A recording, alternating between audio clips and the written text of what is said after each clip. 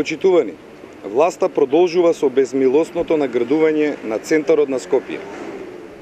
Со предлог за нова 40 метри висока административна зграда на Народна банка на плоштадот Македонија. Самоволието е одлика на оваа ненародна власт.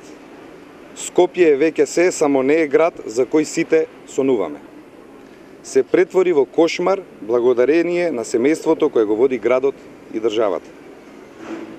На ова место прво се пренасочи фекалната канализација, потоа се изгради војнот на кој ни името не му го споменуваа и ги тепаа студентите кои размислуваа прогресивно. Сега ќе никне нов објект во висина на зградите на фамилијата, за кои ги сменија сите детални урбанистички планови во општина Центар, меѓу кои и семејната куќа на Владимир Здравев.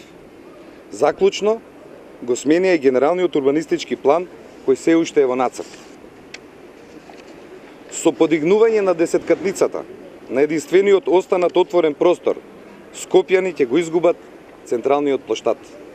Уште кога владата го објави проектот Скопје 2014, ги заобиколија сите стручни мислења и систематски го уништија урбаниот дух на Скопје. Невкусот што го покажаа оваа власт во овој проект е доказ за нивната алчност и расипништво. СДСМ ја повикува владата веднаш да ги запре сите планови за градби на Скопје, особено на плоштадот Македонија. Ви благодарам.